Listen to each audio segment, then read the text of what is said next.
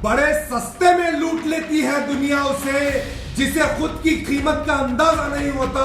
मेरे जाने से क्या होगा, तेरे जाने से क्या होगा, मत सोचिए। वहां पे हर एक को अपनी हाजिरी देनी है, वहां पे हर एक को पहुंचना है। जो पीर बंगाली ग्राउंड के करीब है, ये लोग इस तरीके से इस जलसे में आए कि इस एरिया में लगे कि लॉकडाउन हो चुका है।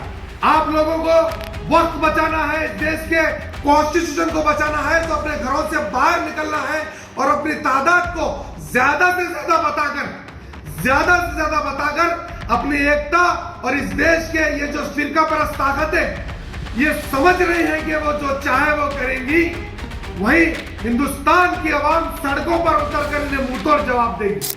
कल संडे के दिन 4 मई को पीर बंगाली ग्राउंड पर एक ऐतिहासिक एहतजाजी जलसा रखा गया है, जो कि वक्फ अमेंडमेंट एक्ट के खिलाफ जो पूरे मुल्क भर में all India Muslim personal law board की हिदायत पर जिस तरीके से प्रोटेस्ट हो रहे हैं, उसका एक हिस्सा है। जिस तरीके से 27 तारीख के दिन गुलबर्गा शहर में हजारों की तादाद में हमारे नौजवान भाई, हमारे पर्दानशीन माए बहनें आकर जिस तरीके से उस रैली को कामयाब किए थे, उसी तरीके से इस जलसे को कामयाब करना है। मैं तमाम डिस्ट्रिक्ट की आवाम से गुजारिश करता हूं कि हमारे गुलबर्गा शहर के जिम्मेदारान आपके शहर आकर आप लोगों से अपील और गुजारिश किए हैं। मैं तमाम डिस्ट्रिक्ट की आवाम से गुजारिश करता हूं कि आप उस एक दिन कल संडे के दिन अपने कारोबार को बंद कर इस जलसे को कामयाब कीजिए। इस जलसे को वक्त बचाओ दस्तूर बचाओ का नाम दिया गया है। वक्त बचाना हमारे मुल्क के कॉन्स्टिट्यूशन को बचाना है, हमारे मुल्क के दस्तूर को बचाना है।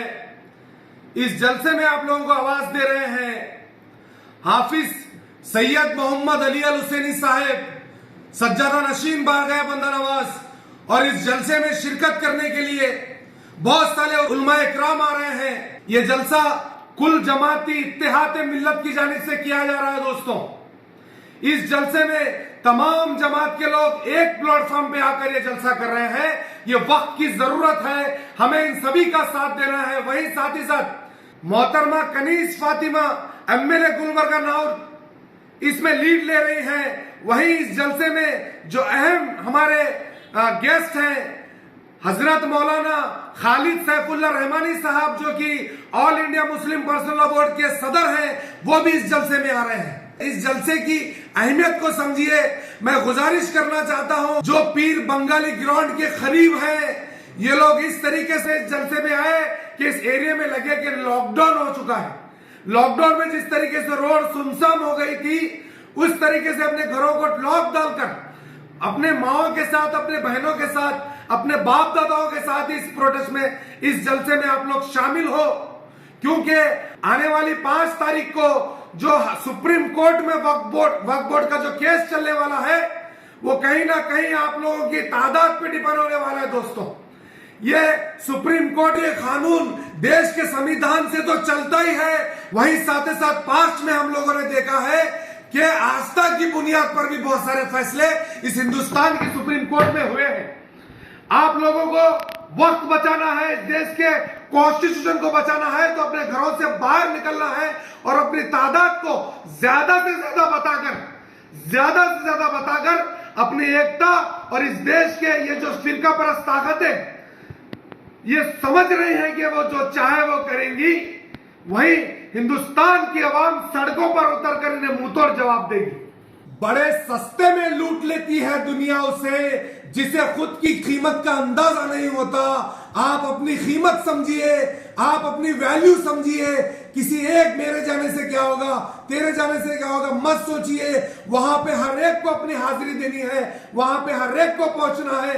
लब्बैक कहकर सभी हमारे जो लीडर्स वहां पर आकर जो हमें गाइडेंस देंगे कि आने वाले किस तरीके से हमें लड़ाई लड़नी है। अभी तो ली अंगड़ाई है, आगे और लड़ाई है। जब तक ये बिल वापस नहीं होता, हमें आवाजों को बुलंद करना है और लब्बैक कहकर जहां कहीं भी वक्फ अमेंडमेंट एक्ट के खिलाफ जहां कहीं भी हमें बुलाया जाएगा, हम वहां पर हाजिर होंगे।